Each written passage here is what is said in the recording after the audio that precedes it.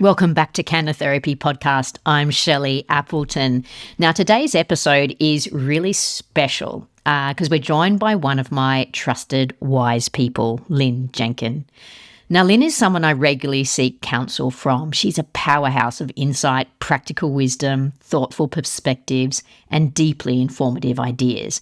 And I wanted to share her with the wider Canter Therapy audience for a long time. Plus, she's got some good stories and information to share. In this episode, we explore the remarkable story of her horse Django, the legendary Friesian stallion who became the first Friesian in Australia to compete at official Grand Prix dressage level, along with conversations about horsemanship, learning, creativity, and life. We also discuss lipedema, a common, misunderstood, and undiagnosed connective tissue condition affecting many women. This conversation is not intended as medical advice, and we encourage listeners to seek guidance from qualified medical professionals and reputable organisations such as Lipedema Australia if anything discussed resonates with them. And I have a feeling it will. The Canter Therapy Podcast is proudly self-sponsored by Kathryn, Christieson and myself. If you'd like to support the podcast, we recommend that you visit cantertherapy.com.au to purchase our merchandise because, everyone needs a Canter Therapy t-shirt or hat. You can also find links to my and Kat's businesses and enroll in our courses, invest in our resources, attend our clinics and events, or just learn more if you actually want to sponsor an episode on Canter Therapy. All right, so let's get stuck into it and enjoy this fascinating conversation with Lyn Jenkin. Good morning, Kat. Good morning. How are you this morning, Shelley? I'm really good because I've got someone that I have so much time for. Welcome to the podcast, Lyn Jenkin. Hi, Shelley. I'm quite excited to be here because I've listened to Canter Therapy for a while, and it's quite an honour to be on it. And hi, Kat. Lovely to see you too. Good morning. Lovely to meet you, Lynn. Well, I'm just going to give you a bit of a background about Lyn. I just told Lyn before the podcast, it's like, Lyn, you got to give us a bit of an elevator story. And then Lyn's not going to give the best elevator story that I want to give. So I'm giving my elevator story. Okay, I'll look forward to it. Lyn Jenkins is one of the most wisest people I know. If I ever want advice, I'm going to go to Lyn, okay? Because Lyn is got the best advice. She's very wise. She thinks about things so well.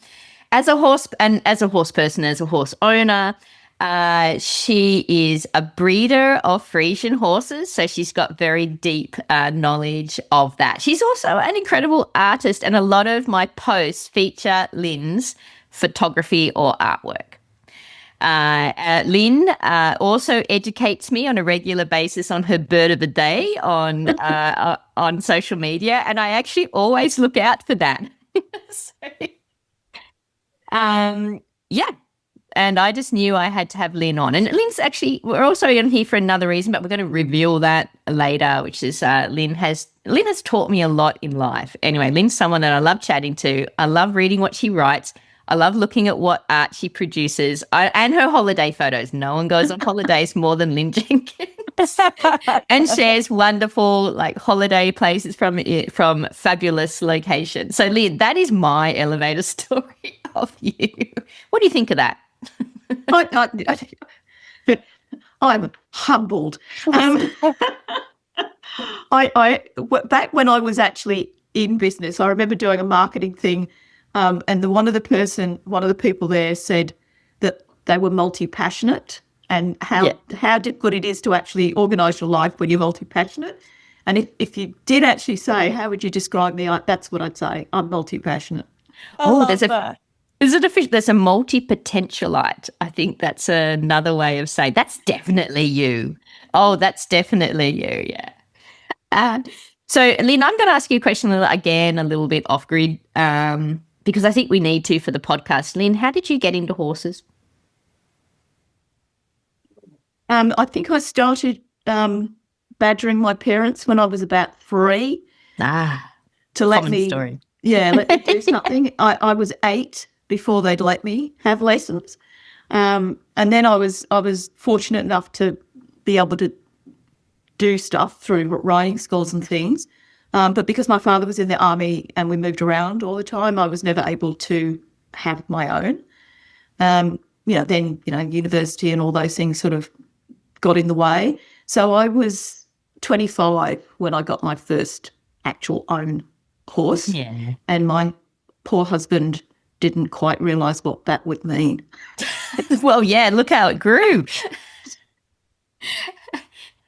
Actually, I'd love to hear about that. Can you tell us how you came from owning one horse when you were 25 to actually breeding Friesians? Okay, so my first horse was your typical been around a bit off the track thoroughbred. I mean, he was long off the track before I got him.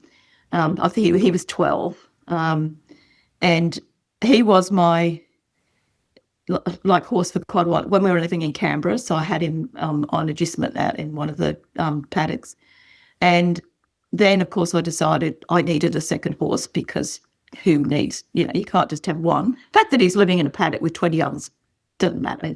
I had to have another one.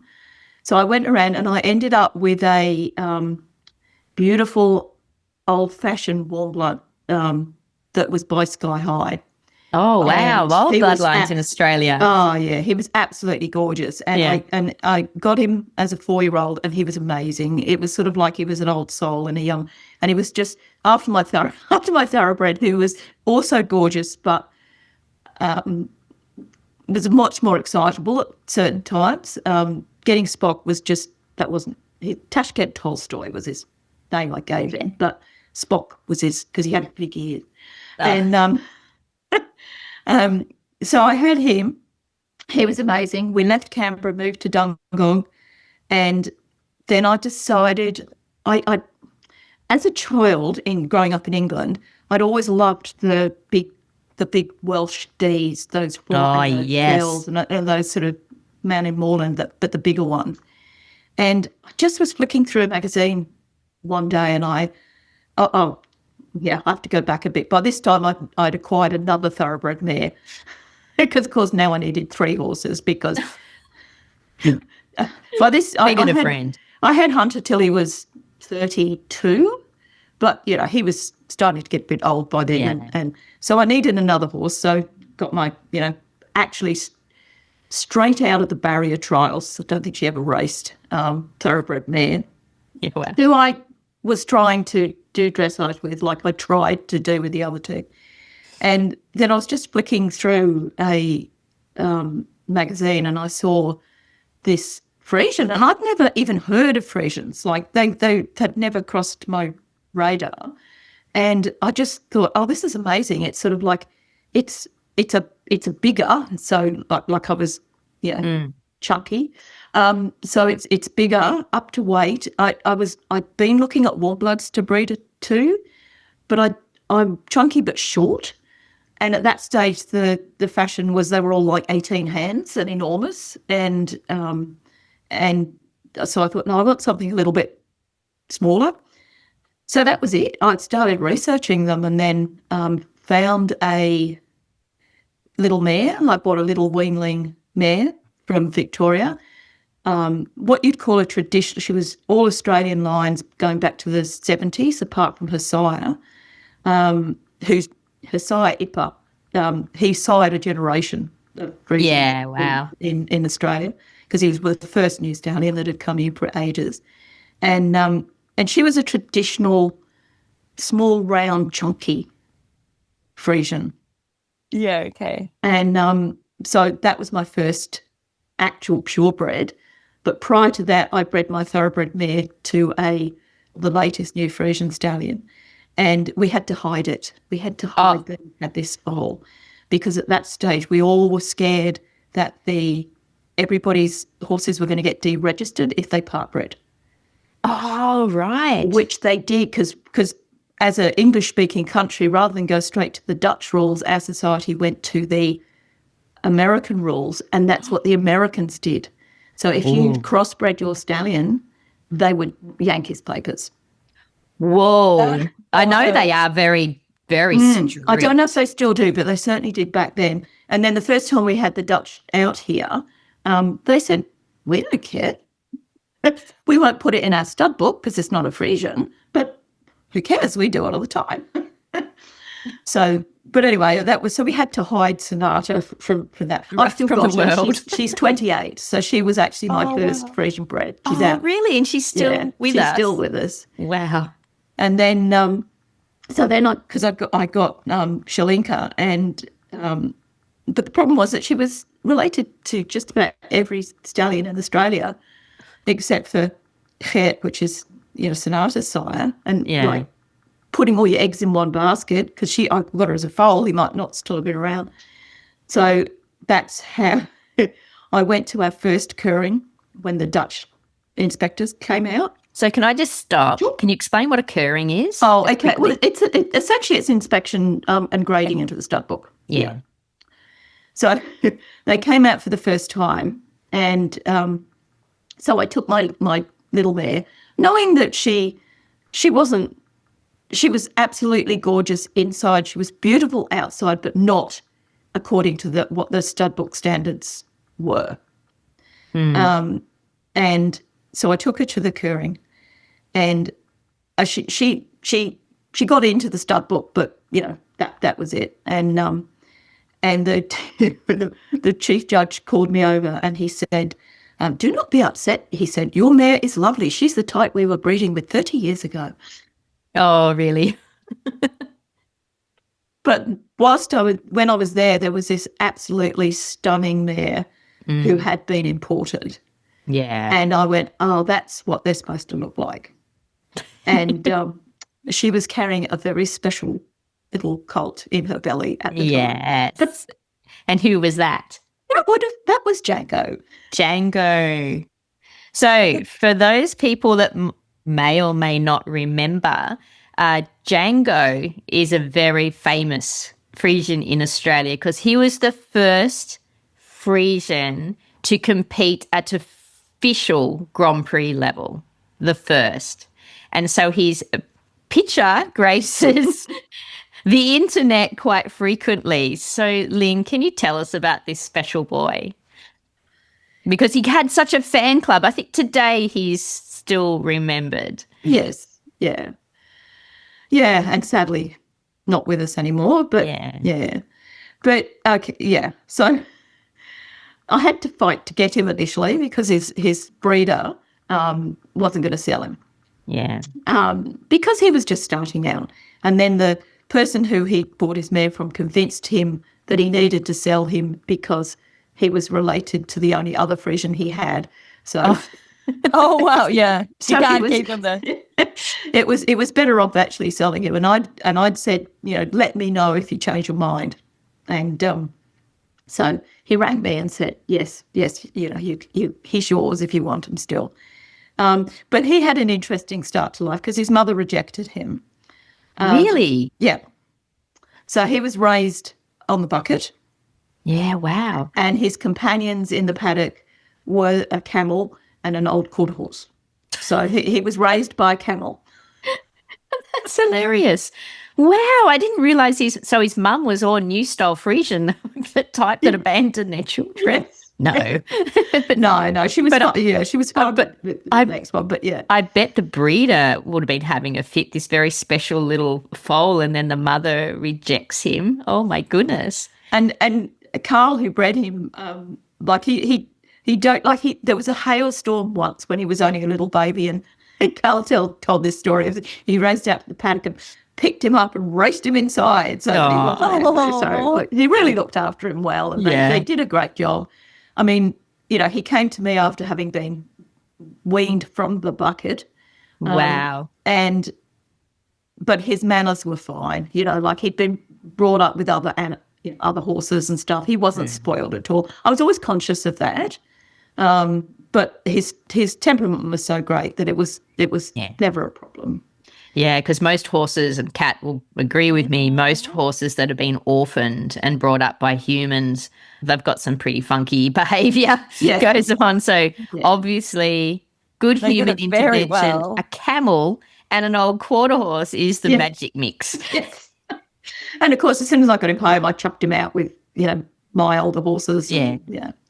But the other funny thing about his progression was I knew that was when Jeremy and Christine was still running North Caluda together, and Jeremy Janjic and Christine Crawford, and because they knew I had my little Friesian and my pup and I was talking to Christine and she said, we had this lovely colt unloaded at our place from the truck coming down from Queensland, and I said, that's mine. Oh, yeah. So and then I'm telling you his whole life story here, but because I wanted to keep him as a stallion, I'd made that decision. When I bought him, I wasn't 100% sure, but he was so lovely, I decided, I'd keep him as a stallion. But I wanted him to have manners and to be able to go out and do those things, and that's not something I was capable of taking him out and showing him or anything. So that's when I asked Jeremy to take him over. Yeah. And right from the start, doing like lead shows before he was even started under saddle, and taking him out and having photographs, kissing babies, because everybody was always attracted to him. So I go, here's my big, young stallion out of this show, and there's people thrusting children in his face and that photos take. But his temperament was just so lovely. And then Jeremy started him under saddle for me. I did some other stuff with him, but he started him. And he was not really a dressage rider at that stage. He was really? Mm-hmm. Oh, I didn't realise that. Wow, he was mainly the breaker. And he just started riding somebody else's stallion out that they wanted to take out because they wanted somebody out. So he started his dressage career with Django. No way. I didn't realise that part of the story. That part of the story I missed because I was too busy looking at the beautiful black stallion. That's an incredible story. Yeah, and that's why they had such a bond, because, they went through with him from breaking and all the way through to international competition in New Zealand. So, unbelievable. So when did you discover that he was quite talented? Especially on a rider that hadn't ridden dressage before. Well, that's the thing. I'm like, this rider was learning all the movements and everything with this horse. Yeah. That's so cool. He was just so trainable, and we got to, he was getting really good scores. We qualified for the New South Wales State Championships, and somebody came up to me, and one of the reporters came up to me and said, he's amazing, because nobody in New South Wales has seen a Friesian out at competition for a long time. There was somebody that had one many years ago, but that not at the state champs. And she sort of, and I said, well, we don't really know how he's going to go. I mean, we're just here, and there's no real plan. We're just going to see where it takes us. It took you all the way. It just kept taking us. So, yeah. Yeah, how amazing. He worked a lot with Heath Ryan, but also with Dirks, Clemens Dirks. Yeah. So Clemens Dirks, and then also they had a princess somebody or other who used to come over from Europe and do some work with them. Yeah. And a few other good people around the Hunter Valley he worked with. Yeah, that's amazing. So cool. So he lived at Jeremy's, Lynn, and what sort of interactions did you have with him during that sort of time? Well, he came home for holidays. Oh, that's lovely. Yeah, so I used to come home for holidays, and I'd go and visit him. Yeah. And obviously I used to go around to the competitions and carry things and try and stand like I was a groom or something. Nobody ever knew. Really, very quickly everybody thought he was Jeremy's. Yeah. Because I very much liked to keep in the background. And Jeremy used to get quite competitive, but I'd just be there going, oh, look, there's my beautiful horse. And I didn't care. I just liked seeing it out. I think it's so sweet that, that you are able to give Jeremy that opportunity, given that he hadn't done that before, but you also there was no pressure from you. Like, he got wherever he got. Yeah. Never any pressure with me when it comes to that. I'm a little, possibly could do with a little bit more competitive spirit, but I don't. So did you get there must have been an emotional day, that first Grand Prix. Were you there? Oh, yes. Yeah. It was at Singleton, I think. Yeah. Yeah. Oh, absolutely. Yeah. And I did get to ride him a few times too. Oh, how was he to ride? I remember the first time I rode him, which was at home when he was on holidays, and he's sort of, I'm going, this is nice, I like it. And then he suddenly grew he must have seen one of the mares or something, because he suddenly grew about 2 hands and put in all this expressive movement. And I sort of went, oh no, I can't do this. I don't want to be on here anymore. But he was, he was fine. But it was just like, I wasn't used to riding a horse with that much movement. Yeah. And then I remember another time Jeremy gave me a lesson on him, and he was saying, he's got a canter button. You just bring your leg back and do this, and he'll just pop into canter. But Jeremy's got quite short legs, so it's actually quite not. He's not a tall man, so it was quite easy. He still had longer legs than me, but it was still relatively easy to get on after it. But my legs didn't reach the button, so all I was getting was bigger and bigger and bigger trot. And Jeremy said, wow, that trot was amazing. So I never did get the cancer, but anyway. So did Django end up having any progeny? Yes, he did. He's got quite a lot of part-bred progeny. Jeremy bred him quite, some horses himself. That was all, part of our deal. I bred some purebreds and some partbreds myself. Yeah. Some people, and quite a lot of people used him for partbreds. Actually, Jeremy's riding this Nabstrupper Django cross at the moment. Oh, wow. Really? Came over from Western Australia for him to compete. So, and he's exciting to me because he's already had semen go to America. So Django's now was going to have grandkids in America, which is that's super cute. But he didn't get a breeding permit from the KFPS, so he wasn't used back then as much as he could have been for purebreds because it's a complicated story. There's 3 levels in the stud book: main stud book, B book 1 and B book 2. Which all is determined not by the quality of the horse, but by its parentage. Wow. So they're still all purebreds. Yeah. But to be in the main stud book, both parents have to be, the sire has to be in the main stud book. And there's some rules around the mare as well, but the main one is that the sire has to be.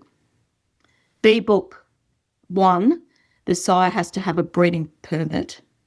And B book 2, the sire doesn't have a breeding permit. That's the quickest sort of way of going into what's actually quite complicated, but that's the quickest sort of way.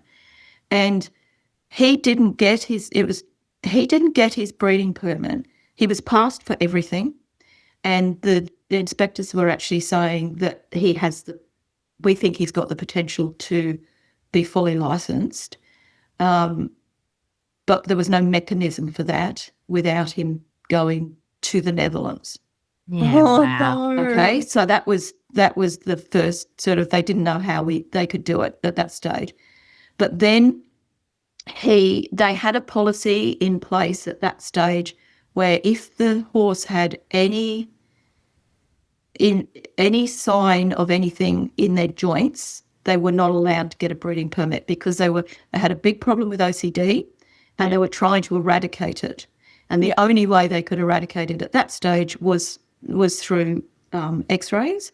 Yeah. And when we had to send his X-rays over to the Netherlands, to Utrecht, and they said there was evidence of past OCD in his joints. We contested it because we actually got the the guy that teaches radiology at the university in Sydney to look at them, and he said, rubbish. There's nothing wrong with this horse's joints at all. But Utrecht said, no, we'll only look at the same ones that we've already got. We won't let you re-X-ray him. And as far as we're concerned, and our advice to us was just buy another one. From us. I know they're quite difficult. Yeah. Are they still have their level of difficulty? No, they have gone to the system of grading the severity. Okay. So he would, under the current rules, he would have got his breeding permit because, but that's life, But the problem was that it started a rumour going round that he was riddled, Oh, no. OCD. But you couldn't get to the level that you got to with him if there was joint, that's wild. No. And they still, I haven't gone into it in great detail, but I still don't think that they can quite define how much is nurture and how much is genetics. Yeah. So, yeah, and I think that's why they went to the grading system rather than just the blanket any evidence and they're out. Yeah. Oh. Now we have to talk about it. So I remember the final test that he rode with Jeremy before he retired. That was a very emotional event for everybody. Yeah. Yeah. No. I think everyone in Australian dressage had a tear in their eye about that. So many tears. Many tears. The fact Jeremy managed to hold it together through the test is unbelievable. I didn't need to worry because nobody was looking at me. They didn't know who you were, this groom.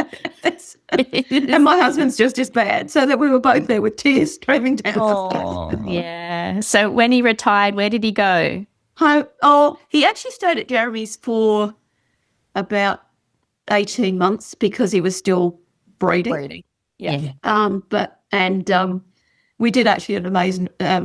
Jeremy didn't want by this stage Jeremy was with Kat, and they had their wedding, and they didn't want the horses at their wedding, like Kat's Grand Prix horse and Jeremy's, because they wanted to be able to relax.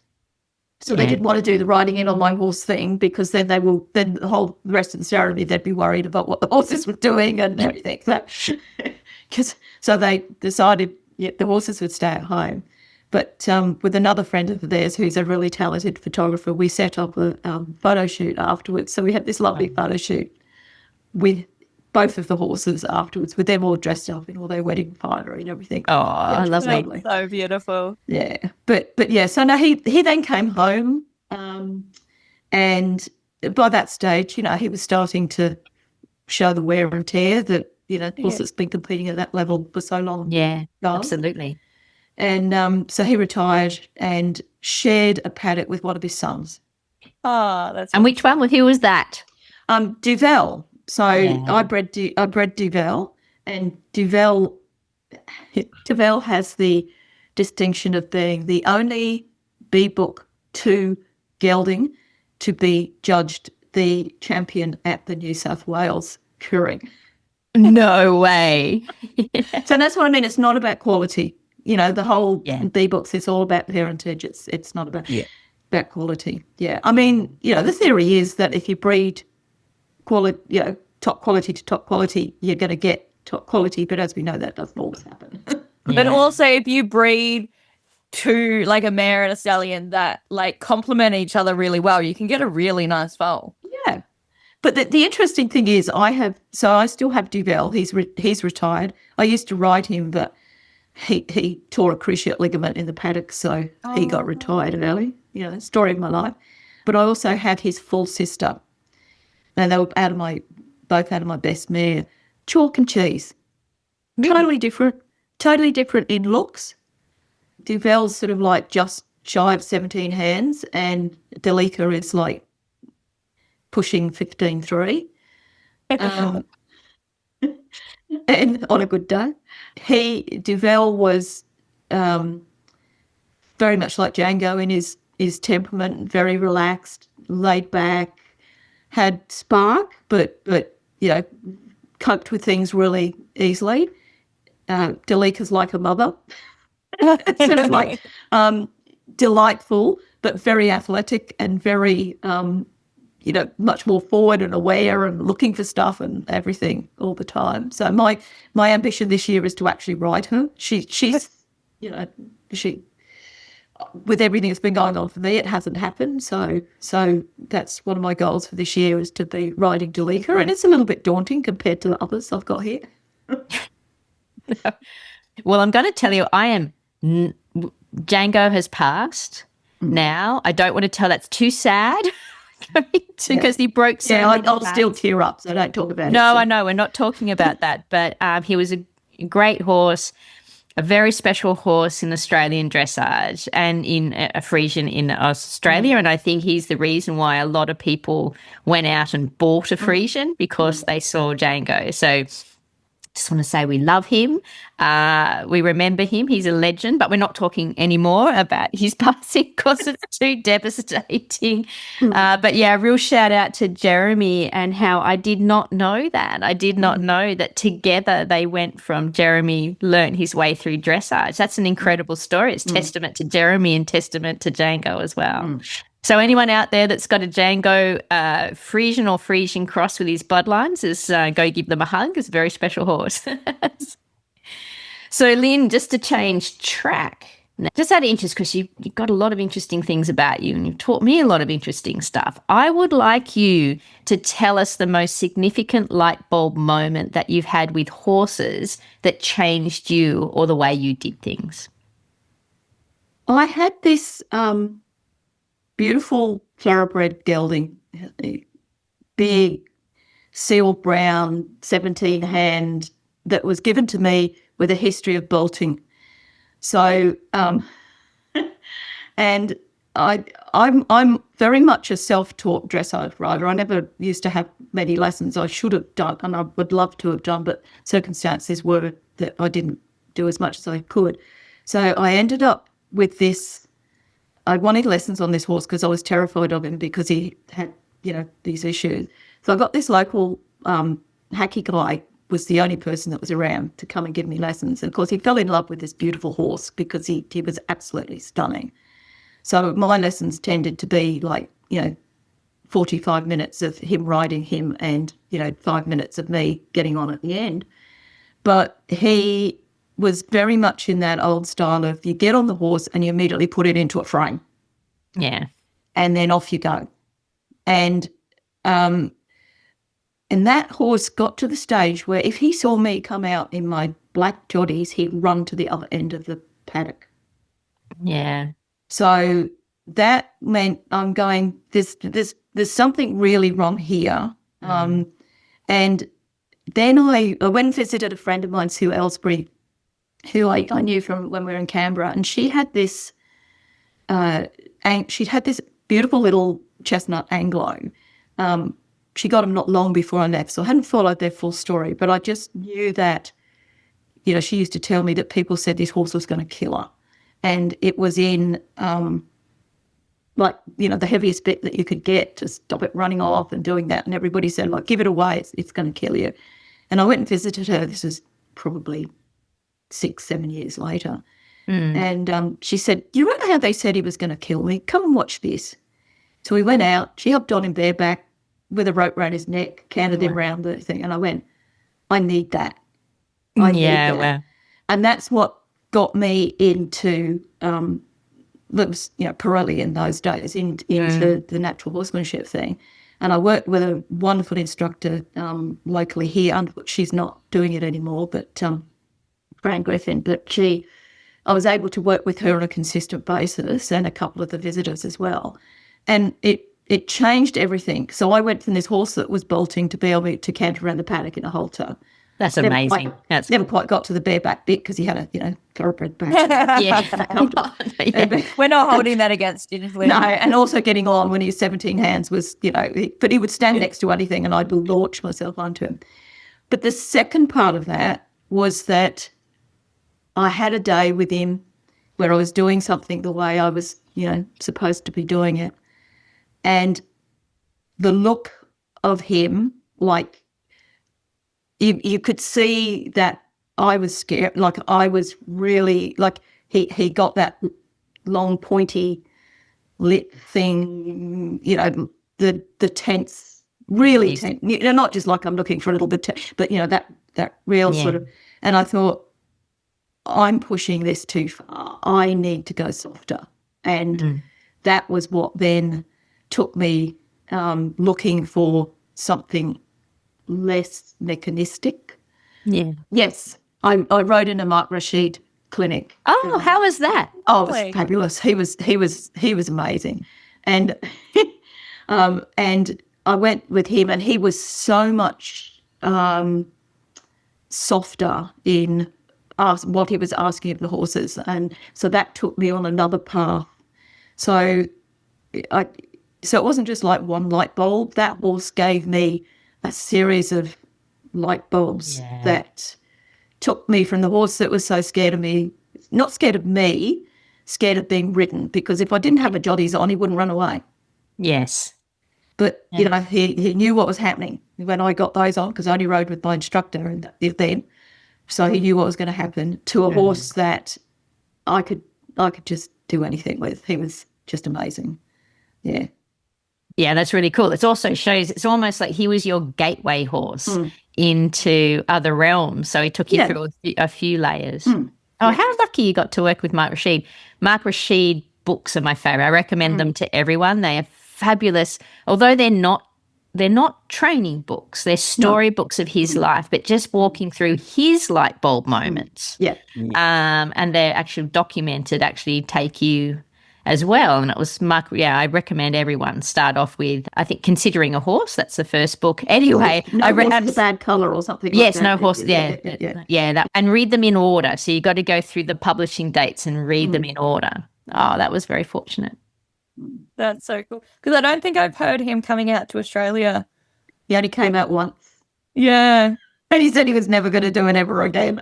Oh, no. Partly it was the because he's got a bad back. He had an accident, and he was not long after he'd had it, and he was in a lot of pain. Yeah. And the long trip out on the plane just stuffed him. Yep. I'm jealous, but I'm glad that you got to go. Question 12. Can you tell us, have you ever had a failure in your life that turned out to be a good thing? A very big one. It was a complete surprise and shock because no one expected it. I was all lined up to go to University in England, and I failed my A-levels. And as I said, it was a complete shock. I had places offered in 3 different universities, blah, blah, blah, blah. I blitzed my mock exams, blah, blah, blah. Failed all of my finals. I did maths, physics, chemistry, and zoology. And the reason why that has made such a difference, apart from the fact that I held on to the I'm a failure a bit for a while, and I had, like, that affects you. You probably had something to prove as well. I had something to prove as well. But what it meant was, instead of staying in England at university, I joined my parents. We were in Brunei at the time. I joined my parents in Brunei and worked there for a couple of years, retook my chemistry A-level, which was enough to then, when I came to Australia, to get me into my first course. Yeah. And if I hadn't failed, so failing my A-levels meant I got to work for 2 years in Brunei, which was pretty fabulous. It meant I came to Australia, which was pretty fabulous. Met my husband, which is pretty fabulous, and got Django, which is also pretty fabulous. So and had the life I've got. And I mean, it's one of those sliding door things. I don't know what would have happened if my life had gone along the course I'd planned for it. I'd probably still be in England. Yeah. Yeah, that's a total sliding door. So what were you wanting to study? Or what did you study? I was accepted for a course called pathobiology and genetics, and I was trying to decide between those two. Yeah, okay. Yeah. What did you end up doing? My first was clinical laboratory techniques. Yeah. And then I did a commerce degree. Just to be something different. And the reason for that was I was working in like the biochemistry at the Princess Alexandra Hospital at the time when I started it. And I tried to get in to do my science degree at Queensland Uni, and they said I'd have to start from the beginning again. They wouldn't accept prior learning. So that would have been 6 years part-time. And I was talking to a few of the other staff members there who were scientists, and they were actually all doing their commerce degrees because there was no progression as a scientist within the hospital system, because you had to wait for like the senior scientist to vacate his seat for anybody to be able to progress. So they were all doing their commerce degrees so they could move into admin. And I thought, well, if I'm going to spend 6 years doing something, I might as well do something different. Yeah. It was between doing comparative religion and commerce, and I thought there's probably more work in a commerce degree. Yes. Philosophy would have been my other choice. Oh. You're such a cool human, Lynn. Oh, I know. That's what I said. Lynn's the wisest human being, most interesting, so many dimensions. Yeah. So, Lynn, I have to ask you, what are you currently curious about right now? The problem with that question is more or less, what aren't I curious about? But I think that the main one at the moment is I've got these 3 fabulous horses to ride, and they're all quite different. So I'm really curious about what I need to unlock in me and in them to be able to build great partnerships with all 3. Yeah. And then I've got my little baby Basco in the wings waiting. Yes. My little fjord. Yeah, he's gorgeous. Wow. Yeah, his little fjord. It's gorgeous. That's a bit different to a Friesian. Yes. He's my old lady horse. So yeah, I know. That's funny when you said that. Because I'm not getting any taller. Yeah. So sure my other horses are getting taller and I'm not. Are you still breeding Friesians? No. We stopped. I always say we caused the COVID pandemic, because we stopped breeding so as we could travel more. And oh no! 3 months later, we're all locked down. Yeah. Okay. That's really hard, but it's exciting that you've got a little fjord that you get to bring on. Yeah. He's 2 now. I bought him as a weanling. Yeah. So okay. my aim is to be able to ride him on my 70th birthday. Yes. I love that. When I went to farrier school in America, the head teacher over there, he was like, all I want to do for my 70th birthday is do a full set of shoes on a horse. I was like, okay. Yeah. Well, I say that people say, why have you bought a young horse? Blah, blah, blah. And I say, well, my role model in this is Queen Elizabeth. I want to be riding when I'm 90. Yeah, exactly. I love that. Oh, I know quite a few. Actually, one of my most treasured clients who I actually push the most is 73 this year. Yeah, they're the person I push the most that actually competes at the highest level, and they're 73, hasn't got nothing, They keep themselves fit. They do what they've got to do to maintain themselves. They ride regularly. Yeah, so, yeah. I think also once you retire and you're not working, you have more time to be You're not retired yet, Kat. No, I have not met a retired person that isn't like, oh my God, retirement is so busy. That's so beautiful. Is that right, Lynn? That's absolutely right. It's a cliche, but it's a cliche because it's true. Yeah, you get more jobs because you're not retired. Because you are retired, you get more jobs. Yeah. So we heard about at the start when Shelley introduced you about your other interests, but can you tell us a little bit more about them? Sure. This goes along the multi-passion. So photography has been my main creative outlet for a long time. Yeah. We mostly are interested, because my husband is as well, we're mostly interested in wildlife and horses. Yeah. His passion really is birds, mine are horses. We love all wildlife. So most 90% of our holidays are centred around going somewhere to take photographs of That's so beautiful. wildlife. I've done horse photography workshops. We've done bird photography workshops with, safari in India and Africa and Sri Lanka and all those sorts of things. So it's just anywhere you can get us outside with animals and a camera, we're happy. Yeah. So but from that, I started developing, just in processing my photographs, I got really interested in delving really deeply into Photoshop and taking a more sort of, not just making my photo look like a better photo, but going down the artistic route. And then I got to the stage where particularly as technology was getting better, and like now, but like the AI stuff, it was like, I actually want to get back to basics. So then I started to learn to draw, and I'm starting to learn to paint and stuff like that. And I always find it fascinating because I reckon, like, I was kicked out of art class at high school because I was so crap at it. So, and I was that's heartbreaking, isn't it? Yeah, I mean, Brené Brown talks about people having art scars. I had a very big art scar. Yes, art scar, yeah. And so it was really quite fascinating. But I'm actually loving the process of learning. But of course, now what am I doing? I'm doing charcoal. I'm doing graphite. I'm doing coloured pencils. I'm doing watercolour. I'm doing acrylic. I'm doing it all at the same time.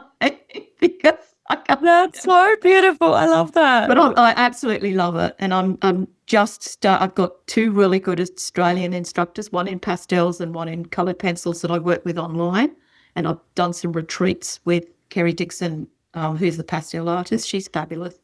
But one of my favourite equestrian artists had just announced at the end of the year that she was going to be running a online course. And I've enrolled in that, and I've done one module, but it's just amazing. Her name is Benedicta Geller, and it's so different to the pencil work, which is all very precise, and photorealism, which is really my thing. I love learning the technique, and I admire the people who do it, but it doesn't really fit with my brain. Yeah. But she's more about looseness and motion and emotion and everything, which fits much more with what I was always trying to do with my photography as well. So I'm really looking forward to doing more of that. That's awesome. Lyn's also great because Lyn does these online courses and then she gives me feedback about what works and stuff like that. So she's such a good business coach as well. Now, Lyn, I've got to talk about something which is, a real important reason why I got you on the podcast, because you made me aware of something that was not on my radar, but when it was like, whoa, this needs to be raised awareness because it's about the condition known as lipedema. And although I had known about it in my health background a little bit, it's not until this is a condition that can affect people at all ages, but it can kick in around the whole menopause, change of your hormone things as well. Am I correct with that? It's triggered hormonally. Yes, triggered hormonally. So it can come at times, adolescence, menopause. And what tends to happen is that so it was obvious in me. I look at photographs of me from school, and it was obvious to me that I had it then, but it wasn't grossly obvious, but then, if you go through contraceptive pill, if you go through childbirth, those are all things that can kick it along. Yeah. But menopause is one of because your body is, so out of whack anyway. And it can really, for a lot of people, it can really explode at that point. But that doesn't mean that people don't have other triggers earlier as well. Yeah. Because I remember when you pointed that out to me, and then I did a little bit more research. And, of course, working with a lot of women that have to wear jodhpurs. Like, we're all like so... You can't hide it. The worst, you can't hide. And I look at these people and it's like every now and then I'll mention it to when they never heard of it. They don't know. But when they do, it's like, whoa, that's life-changing. It's a thing. It's a thing. So, Lynn, this is not a health podcast or anything. This is your story. But I think it's an important story and insight because it was you taught me a lot of significant things, but this was like, wow. And I believe if more people were aware of this and could actually know that there was some, you can also direct us to some good educators or resources to learn more about it. I'd be super grateful. So can you tell us your story with lipedema? Well, I didn't know I had it till I was 60. So that's when I was diagnosed. But as I said, it was obvious in photographs of me when I was 17 or 18. It's characterised. There's a few different things, but that's the unfortunate thing about it is there is no test for it. Yeah, it's a clinical diagnosis rather than a which means they look at your symptoms and doesn't fit with the tick box list. Yeah, and there's a whole panel of them, and you don't necessarily have them all.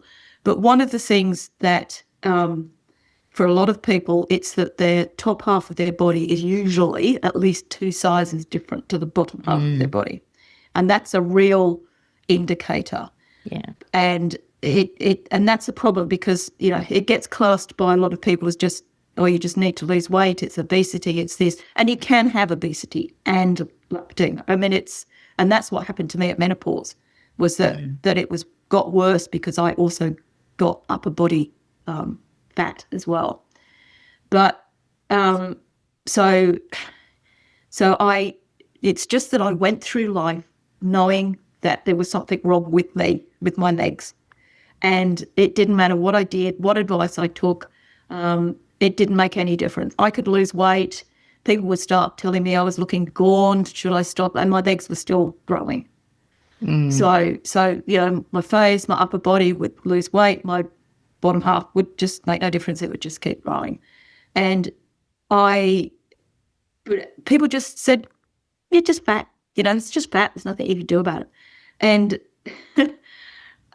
and then I saw something about it online and saw some photos and I went, oh, that's me. So that's when I started researching it, and that's when I went to somebody and got a diagnosis. And then once I got a diagnosis, I have to say the first feeling I had was relief, because it was like, I'm not mad. There is something wrong with me. Yeah. This is a condition. And the next one was absolutely red hot anger. Yeah. And the anger was on two levels. One was, why have people been gaslighting me about this all my life? Why has nobody ever diagnosed this or told me about this? My health professionals that look after me. Why has this never, nobody ever done anything about it? 30 years ago, fair enough, but, in the last 10, 15. And the other one was the one where you put it back on yourself, the whole why me? What did I do to deserve this? I obviously didn't do anything to deserve it. It's just what it is. But it is genetic, although they haven't. It's complex, so they haven't been able to find a gene for it. But it is inheritable, and mine was inherited through my father's side of the family. Yeah. My mother had the most beautiful figure and legs and all of that right until her passing. She'd obviously put a bit of change, but I mean she still retained her lovely slim ankles even when she put on weight. It's very rarely demonstrated in men. There are instances of it, but in general men don't. Yeah, demonstrate it. So it came through there. Yeah. It has that autoimmune component to it as well, which they're starting to learn more about, and how women are grossly more affected by autoimmune disease than men. Yeah. And it's got a lot of comorbidities as well, like Ehlers-Danlos syndrome, which is a hypermobility, has a very high correlation with people with lipedema, which is also they call it it's a connective tissue disease rather than just a fat tissue disease. Yeah. But it's characterized by your legs being fatter than your upper body, the tree trunk legs. The tree trunk legs. And I mean, I actually asked in my lipedema group, and I said I was coming on here, I was going to be talking about it. So, I had a bunch of the other horsey people come on and say, And it was exactly one of the things I said, I would just love to be able to wear top boots. Yes, because you can't, all the boots are too long or too they're not wide. They don't go round, yeah. Yeah, and even I tried to get some custom chaps made so that I could wear them over, like, to go out. And even they said that even though he measured me up, they couldn't even make them to fit my legs, because by that stage the cuffing around my ankles was so bad that to go from like this, you sort of, there's your foot and then it goes out like that. Yeah. And to be able to do that, he just said, I can't do it, it's too hard. Yeah, wow. That's really, really shit. And I'm sorry, Lynn. Well, it is, and that's, and the thing is, if I had known about it a lot earlier, you don't have to go the surgery route. I mean, the surgery route's fabulous, and it's what I've done because I was, very well progressed.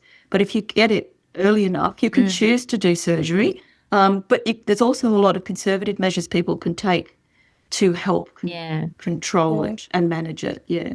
So what would be the message or just kind of for women out there that are going, this sounds like me, right? Where would you direct them to? What would be your advice? There's a wonderful resource like Lipedema Australia, and they have a website and a Facebook page, and they have a lot of resources on there. They have resources for you, the individual, but they also have stuff you can print out and take to your health providers, because there is still a lot of misinformation, or, a lot of people say, I went to my doctor about it and they just, blew me off. And so you can take this to your doctor or find a doctor who will actually research it and look at it. And there's some fabulous doctors out there who will, but they're not taught about it. Lipedema Australia is running our education programs for health professionals to get more awareness out there. But that they are a wonderful resource, and lots of stories. They also have a Facebook group, and then there is, or a Facebook page, and then there is a Lipedema Facebook group that you can get in. You can join the way you join groups, and which is full of people like me who are happy to talk about their story and give recommendations based on where you are as to which professionals you can go to. Some of the lymphedema clinics are very good for lipedema as well, because the two conditions sometimes can get confused, and also some people with lipedema can also get lymphedema. So and I went to, so there's the ALA, which is the Australian Lymphatic Association, I think it is. They accredit occupational therapists and physiotherapists and massage therapists to do manual lymphatic drainage. And most of them can diagnose and help you with compression garments and things like that. So just for me personally, because I suspect I've got some symptoms of it as well. Well, I'm sitting here and I've talked to my professionals about all of these things. So I'm like, thank you for all the information, Lynn. And just things that I brought in for my own self is that I went and found these fantastic compression tights. So they're exercise tights, but they're proper, and they're amazing. They are absolutely amazing for how they help me, because I've already got an autoimmune disease. I've got Graves' disease, and they just tend to all well, they're looking into it more. There's a whole lot of autoimmune disease they're realising that are not necessarily it's indiscriminate type thing of the complexity within that. So that really helped me, and I've got it on my radar, and it's something that I've been talking about to my endocrinologist that I've got to see regularly for my autoimmune disease. So if you're out there and because I remember, you can starve yourself and the weight doesn't come off there because it doesn't work like that. No. and what weight and size is the obvious visual of it. But the other thing is, and you can have this when you have got not much. You know, you can have this in very early stages. Yeah. And that is pain in your limbs. Yes. I read somebody wrote this the other day, and I thought it sounded really good. They said it's your legs feel like concrete. So, you know, they don't work properly, you know, so actually they feel heavier, even not physically heavier, they feel heavier to move. And she said, my legs feel like concrete where the bees are inside fighting with the wasps. Yeah. And that's the sort of, I'm very fortunate. I don't get that sort of pain. I get the pain with pressure. It was like, you know, like when I had traditional massages, if they tried to massage my legs, I'd be in agony. Yeah. And I also didn't realise that it wasn't normal to be in excruciating agony when people took your blood pressure. So it's very, very pressure sensitive. And you bruise really easily. Yes, so if you've often got these bruises that you think, how on earth did I get that? You bruise very easily. Yeah. So I've got two of the symptoms. I've got some extra. I've got some difference between my upper body and my lower body. It's not extreme. I know it's not extreme. But I get the sore to touch and the bruising. Yeah. Very easy bruising. So I know, and it's like, so thank you. And it was on the radar. So now I can talk about it to my endocrinologist. Yeah. So I hope so back to those resources, where would you guide people if they're quite, this could be me? Where would you guide them to, Lynn? Sorry. Well, I'd definitely go to Lipedema Australia first. Yes. Yep. And then it is, I mean, because that's got, as I said, there's a wealth of information. And try the Facebook groups as well.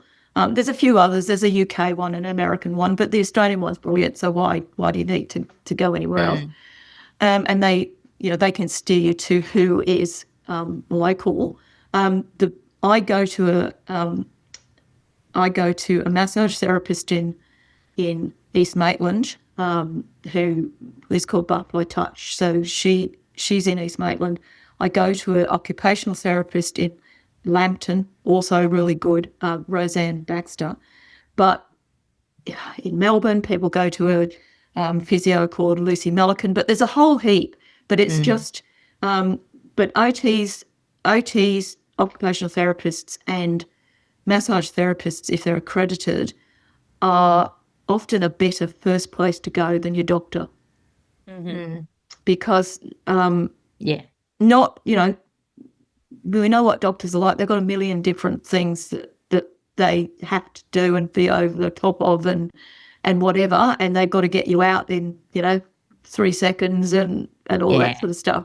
So, it's nothing against doctors. It's just, you know what that world's like. Whereas these therapists specialise in the area, so they're a good port of call to go to first up. I really do think in this day and age, and I think it's always been the way, you've got to do some research yourself. You need to actually go and educate yourself and find good doctors and specialists and things like that, because they just don't have the time to sit down and really look into your case of something that's so multifactorial. That's so more on it's diagnosed from clinical presentation than actually from an X-ray or a scan or a blood test. Yeah.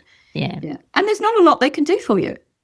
There's not a lot other than refer you to another person like an OT or a physio. Exactly, or an endocrinologist. That's obviously another possibility. But there's not a lot your GP can actually do for you. No. Unless you want to go surgery route. In that case, they have to write the referral. But... but in terms of general day-to-day, there's not a lot that the doctor can do. So I just hope if anyone just hearing this, getting a bit of an inkling and going, this sounds like me, can head off to Lipedema Australia and start the education process there. Yeah, because I know. I mean, I can give you the links and you can put them in. Yes, I'll put them in the show notes. Absolutely. Now, Lynn, final question, because you're such a multi-potentialite person. I know you start me talking and I don't shut up. So no, it's perfect. I love it. This question's relevant. So if you were going to write a book, what would it be about? It would be an illustrated stories. So I love writing, and I love writing stories. But I don't think I want to write a whole novel, and I also want to illustrate my own story. So it would be short stories, and it would be people and horses. Yeah. Some of it might just be the horse, but it would be a person and a horse. Yeah. I wrote, since when I was doing my horse-assisted education, I wrote a whole heap of stories about what that was for each person that was in it. It was a workplace situation, because that's who I worked with, not with therapy.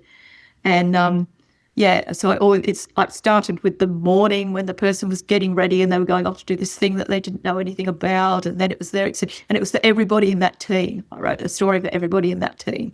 So that sort of thing. I'd love to do something all illustrated. Definitely. I've put together a few of those books now of collecting stories from horse people, and having them illustrated would just be a different, more beautiful element to it. But it's really special when you sit down and you do read a collection of stories from people about their horses or what horses taught them. It's very meaningful. Yeah. You can't actually read them without having the people that are listening to the actual podcast audio won't see this, but this is the collection. Probably can't see it either. We can't see it. We can't see it. Hang on. It came up briefly. Hang on. Let's get There it is, difficult horse. So difficult horse. I've got gift of a horse. Can't see it. There we go. There's that one. And then let's have a look when we listen to horses. There we go. You want to give a little plug about those, Shelley? Oh, they're you can read them or listening to them online. They're available as audiobooks as well. I got Simon to read them. And or they can be bought in hard copy. They're just sold for cost because we do them as fun. It's an exercise within my teaching people how to work with horses. I teach them how to put together a book and self-publish, but I also invite my society members of my society membership group to participate in them as well. So, Lynn, having something beautiful like that, I think you should do that one day. Yes, please. One day when I have time. Yes, when you have time. Yeah, but you have to make time. Well, I will. It'll be a matter of pulling some things together, because, I'll have some illustrations and that might spark something, and I'll write a story about that or a poem or whatever. And, please do. Yeah. We would all love that.